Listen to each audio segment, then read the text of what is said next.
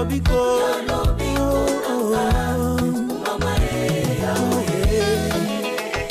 asana bomo nzambe na lola kumama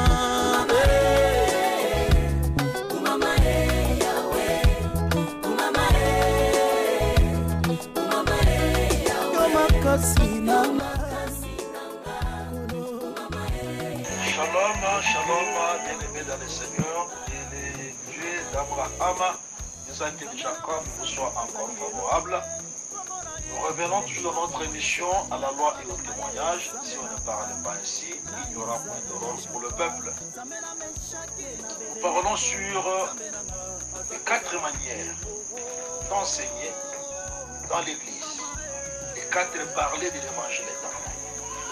Corinthiens 14, verset 6, l'apôtre dit: de quelle utilité vous serais-je si je venais en vous parlant en langue, si je ne vous parlais pas plutôt par révélation, par connaissance, par prophétie et par doctrine. Nous avons compris que ces 4 manières de parler sont les 4 êtres vivants. Le premier être vivant, c'est les lions. Disons que les lions, c'est la puissance. Les lions, c'est la colère. Les lions, c'est la force. Disons cela dans Juge 14, verset 18. Il est dit: les gens de la ville dirent à Samson le 7e jour, avant le coucher du soleil, quoi de plus doux que le miel et quoi de plus fort que les lions? Et il leur dit: si vous n'aviez pas labouré avec ma génisse, vous n'auriez pas découvert mon énigme. Quoi de plus fort que les lions? Donc c'est la force. Proverbe 30 nous dit: les lions, les héros des animaux, ils reculent devant qui que ce soit. Parce qu'il est fort, parce qu'il est puissant, il ne recule devant rien. Les lions, c'est aussi la colère. Proverbe 19, verset 12. La colère du roi est comme le rugissement des lions, et sa faveur est comme la rosée sur l'herbe.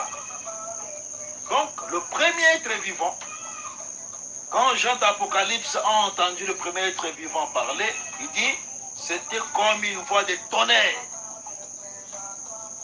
Cela veut dire quoi?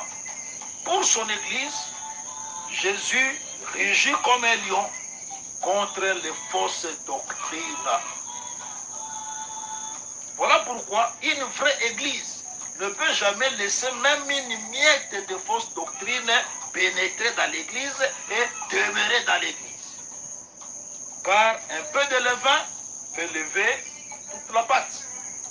C'est pourquoi dans l'église corps, Satan n'a aucun pouvoir, parce qu'il recule devant le rugissement du lion. Comprenez que ici, le lion, c'est le ministère apostolique.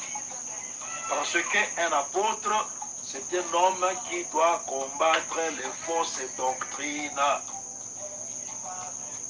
Je pars rapidement le veau, je vais y revenir encore en détail. Là, je ne fais que vous donner un aperçu général, mais on va les détailler dans les émissions qui vont suivre. Le veau, c'est l'animal de sacrifice. Dans Lévitique 9, le verset 8, il est écrit: Aaron s'approcha de l'autel et il égorgea le veau pour son sacrifice d'expiation. Quand Dieu a chassé Adam de son livre qui était le jardin d'Éden, il a fermé le livre. C'était le livre de Dieu. Et Dieu chasse Adam de son livre, il ferme le livre. Pourquoi? À cause de la désobéissance. Et comme Dieu ne laisse pas ses enfants, qu'est-ce qu'il devait faire? Dieu qui a chassé Adam, il a prévu lui-même un moyen pour ramener Adam dans le jardin, dans le livre, dans la vie.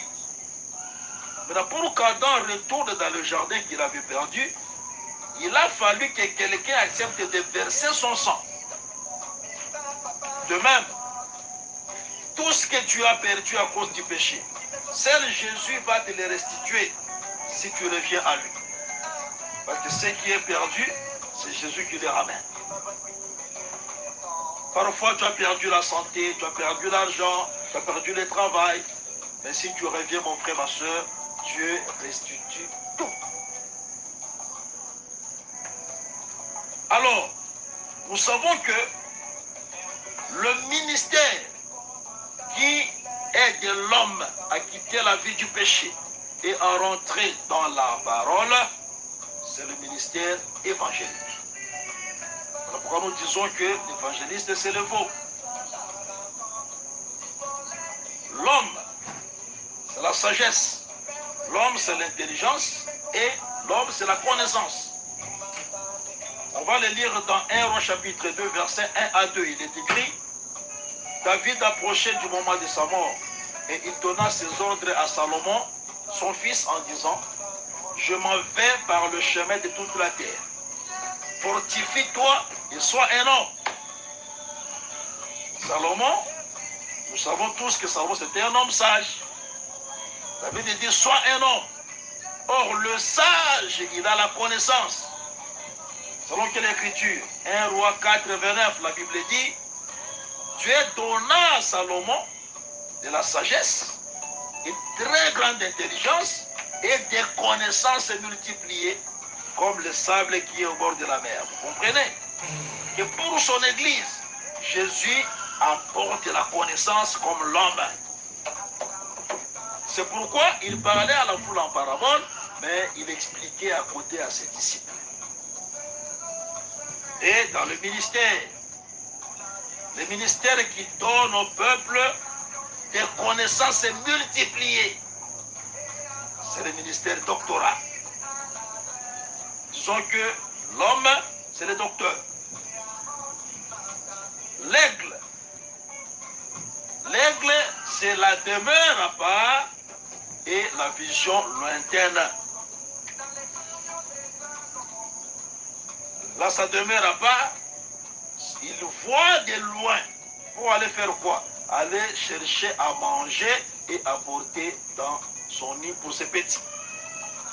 Job 39, verset 30 à 33, il est écrit: Est-ce par ton ordre que l'aigle s'élève et qu'il place son nid sur les hauteurs? C'est dans les rochers qu'il habite, qu'il a sa demeure, sur la cime des rochers, sur les sommets des monts. De là, il épie sa proie, il plonge au loin les regards. Ses petits boivent le sang, et là où sont des cadavres, l'aigle se trouve. Vous comprenez que la proie que l'aigle doit épier de loin, aller là-bas prendre à manger pour ses petits, si on le prend dans le langage prophétique, c'est la loi. C'est la proie qu'on doit aller épier pour prendre à manger et donner aux petits. À la loi et au témoignage, si on ne peut aller pas ici, il n'y a pas d'horreur pour le peuple. C'est pourquoi dans Genèse 49, le verset 27, il est dit que Benjamin est un loup qui déchire le matin, Le matin, il déchire la proie et le soir, il partage le butin. Benjamin est un loup qui déchire. Le matin, il dévore la proie et le soir, il partage le butin. Donc, il faut aller dans la loi, qu'on appelle le matin, pour y trouver à manger pour les petits, qui sont les saints, au temps de la grâce et le temps du soir. Et le ministère, parmi les quatre, qui a une vision lointaine, ça veut dire, là où toi tu ne vois pas qu'il y a à manger pour les petits, le prophète voit. C'est pourquoi, parmi les quatre parlés de l'évangile, le prophète, c'est l'aigle. Il est capable de voir de loin et d'amener la nourriture pour les enfants de Dieu. Que le Seigneur Jésus vous bénisse. Ainsi, mes frères, on a vu quatre personnes écrire l'évangile. Il faut dire ici déjà qu'il n'existe pas d'évangile selon Matthieu, selon Marc. Non. Il n'existe que l'évangile selon Jésus-Christ. Mais cet évangile selon Jésus a été présenté ou écrit par quatre personnes. Matthieu a présenté Jésus comme le lion. Marc l'a présenté comme le veau. Luc l'a présenté comme l'homme et Jean l'a présenté comme l'aigle. Vous comprenez que ces quatre parle de Jésus, mais chacun le montre dans une nature, dans un caractère.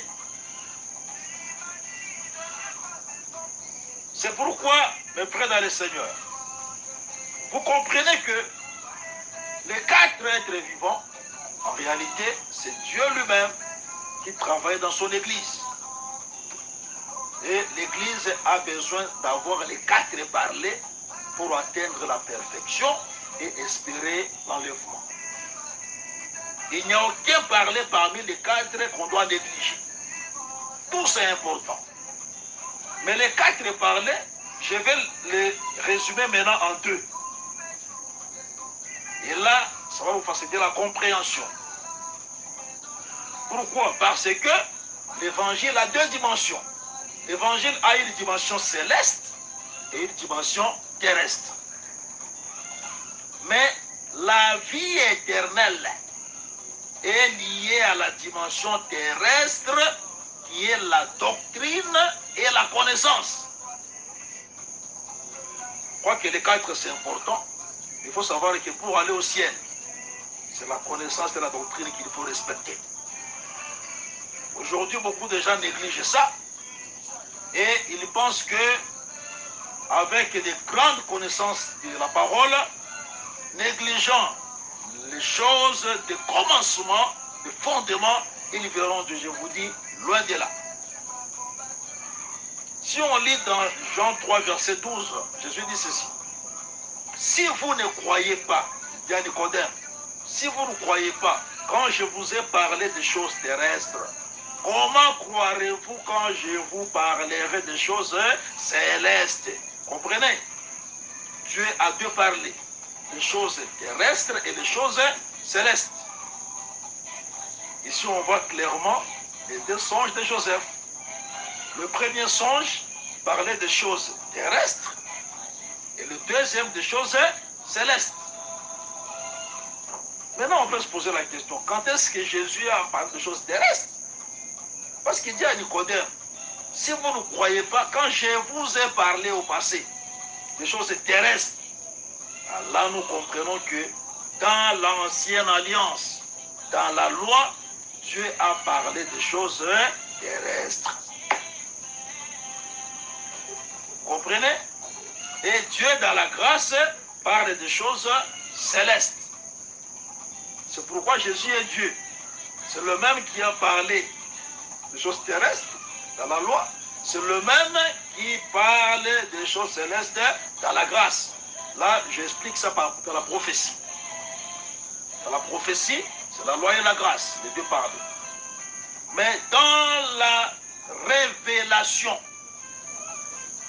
les choses terrestres, c'est la doctrine et la connaissance. Et les choses célestes, c'est la révélation et la prophétie. C'est pourquoi, parmi les ministères de la parole, l'homme de la doctrine qui est l'apôtre, l'homme de la connaissance qui est l'évangéliste, et ils sont dans les choses terrestres. Et l'homme de la révélation qui est le docteur, et celui de la prophétie qui est le prophète, ils sont dans les choses célestes. Vous avez remarqué que sur la table de Salomon, quand on présentait à manger, il y avait des animaux de la terre et des animaux célestes, avec des êtres de la terre et des êtres célestes. On les lit dans 1 Roi chapitre 4, versets 22 à 23. Chaque jour, Salomon consommait en vivres 30 corses de fleurs de farine et 60 corses de farine, 10 bœufs gras, 20 peu de pâturage et 100 brebis, outre les cerfs, les gazelles, les thym et les volailles engraissées. Vous comprenez? Nous voyons les êtres terrestres, on a cité là-bas, mais on a aussi ajouté les volailles engraissées, ça veut dire les êtres qui peuvent voler. C'est que sur la table de Salomon, vous savez, Jésus a dit, il y a ici maintenant plus que Salomon. Dans l'évangile de Jésus, il y a la nourriture qui est constituée des êtres terrestres et des êtres célestes. Donc le peuple doit manger les tout. Comprenez ça? Prophétie, révélation. Ce sont les choses célestes, doctrine, connaissance et les choses terrestres. Voilà pourquoi, dans Marc 6, verset 7, Jésus a envoyé les disciples 2 à 2. C'est pas comme les gens prêchent que, bon, quand quelqu'un, si l'un veut faire le péché, il aura peur de l'autre. Là, tu comprends la Bible en France. La Bible dit, alors il appela les 12 et il commença à les envoyer 2 à 2 en leur donnant pouvoir sur les esprits impurs. C'est pour dire quoi? Dans le ministère, l'évangéliste marche avec l'apôtre et le prophète marche avec le docteur. Vous allez comprendre quand on va toucher en détail les ministères. Et l'évangéliste, c'est l'homme du dehors. Quand les gens viennent du dehors, ils ramènent tout le monde. Quand ils viennent dans l'église, ces gens-là doivent maintenant avoir la base, le fondement. C'est pourquoi l'évangéliste, il marche avec l'apôtre.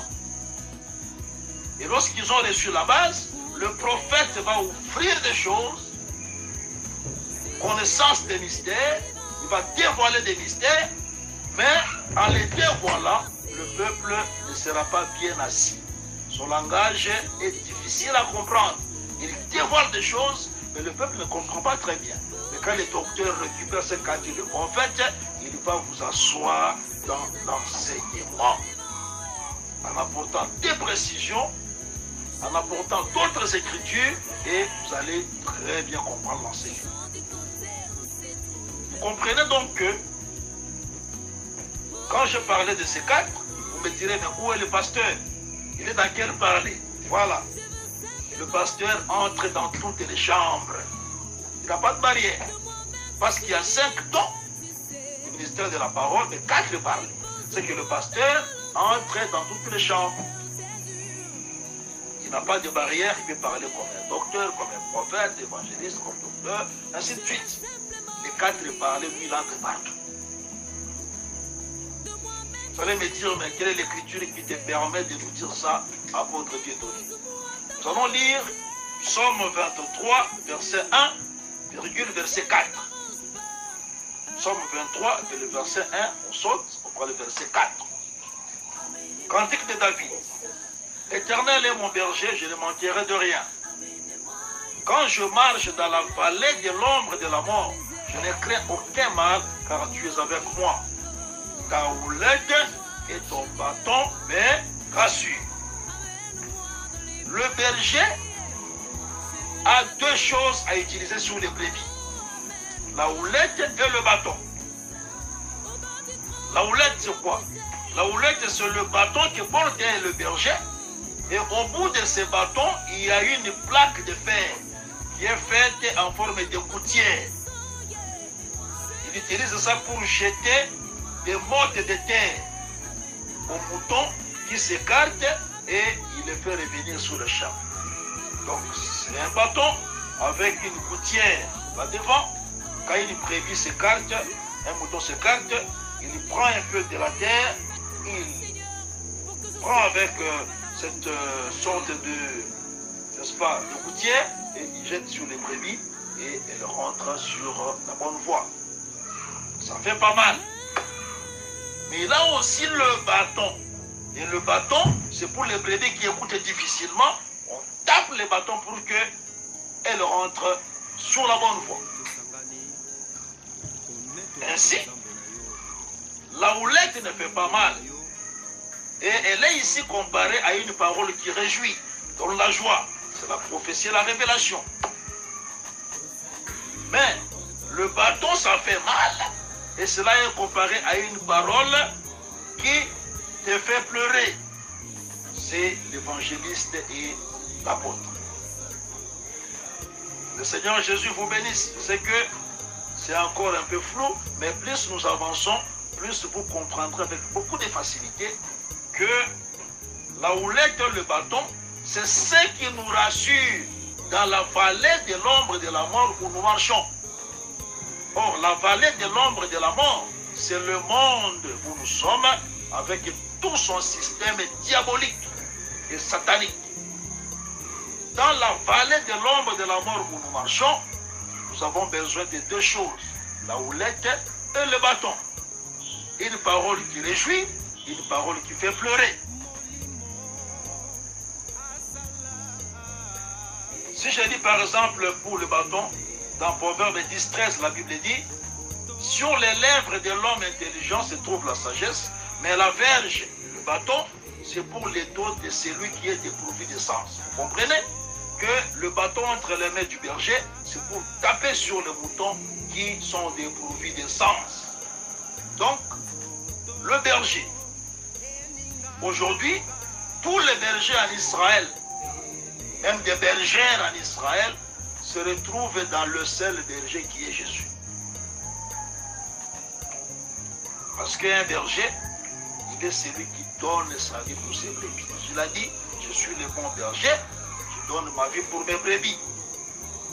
Et je n'ai jamais vu dans la Bible un seul homme de Dieu s'appeler berger. J'ai vu les hommes de Dieu être appelés des pasteurs. Éphésiens 4:11, on parle du pasteur parce que le pasteur est celui qui nourrit. C'est celui qui nourrit. Et le berger, il donne sa vie pour ses brebis. Donc les papas bergers, les mamans bergères, laissez la place de Jésus-Christ tranquille. Alors, je prends l'exemple de ces bergers parce que c'est ce qui correspond aujourd'hui au ministère pastoral. Le pasteur, il est celui qui a le bâton, il a aussi la houlette. Donc, or, la parole qui réjouit, c'est la prophétie et la révélation. La parole qui fait mal, c'est la connaissance et la doctrine. Jésus l'a dit d'une autre manière. Luc chapitre 7, verset 32, la Bible dit, à quoi je vais comparer cette génération?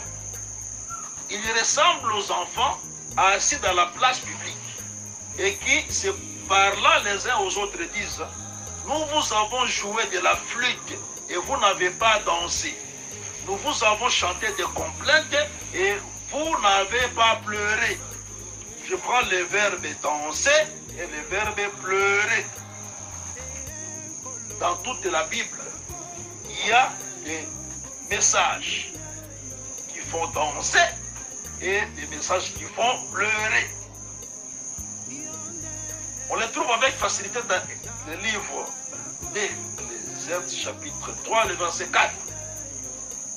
Il est dit, un temps pour pleurer et un temps pour rire, un temps pour se lamenter et un temps pour danser. Vous voyez, le temps de rire, c'est ça le temps de danser. Le temps de pleurer, c'est le moment de se lamenter. C'est pour dire comme frère, l'évangile a deux sortes de messages. Il y a un message qui donne la joie, c'est la prophétie et la révélation. Il y a aussi un message qui fait pleurer, qu'on puisse se lamenter de ses péchés. C'est l'évangéliste qui a un message de connaissance du salut et l'apôtre, l'homme de la doctrine. C'est pourquoi un enfant de Dieu, il doit aimer tous les parents. Parce que tout cela est important pour sa croissance. Que le Seigneur vous bénisse. Donc, nous allons terminer cette première partie, n'est-ce pas, de notre émission en disant, les 5 dons du ministère de la parole, c'est tout simplement le changement de langage de Dieu pour enseigner son peuple. Pour être sauvé, il faut écouter les 5 dons. Et aujourd'hui, on a constaté que les gens disent, bon, on m'a consacré pasteur, moi je crois que je ne suis pas pasteur, moi je suis plutôt prophète. Ou bien moi je suis à la fois pasteur et prophète. Ce n'est pas l'évangile. Ce n'est pas l'évangile. Un enfant, quand il est né, son sexe est déjà défini. Si tu es des garçons, tu restes des garçons. Tu ne veux pas être des garçons, mais en grandissant, tu deviens, non, j'ai grandi, je deviens fille. Ça, c'est la confusion des hommes. Il faut savoir qu'on a un seul ministère. Un, pas deux. Mais selon les besoins du peuple, Dieu peut utiliser le ministre qui est là dans les autres grâces ministérielles. C'est Dieu pour que son peuple écoute les 5 dons du ministère. Le seul ministre que vous avez, ou les 2 ou les 3 que vous avez, ou les 10 ou les 20 que vous avez, Dieu va faire qu'il parle dans les 5 parler pour votre édification, afin que vous puissiez grandir et espérer un jour hériter le salut. On va s'arrêter là pour cette partie de notre émission, en sachant que nous allons maintenant dans la partie qui vient aller détail par détail, expliquer chaque don ministériel, comment il doit exercer, afin que le peuple soit enseigné et que vous ne soyez plus troublés par les gens qui enseignent des faussetés à gauche et à droite, et que chaque fois qu'un homme enseigne, vous sachiez que là, il est en train de parler dans la prophétie ou il est en train de parler dans la connaissance. Ainsi, mes frères et bien-aimés dans le Seigneur, que le Seigneur Jésus vous bénisse encore et vous soit favorable, qu'il bénisse votre travail, qu'il bénisse vos familles et qu'il vous fasse aller de l'avant toutes choses. Nous disons avec foi au nom de Jésus-Christ. Amen.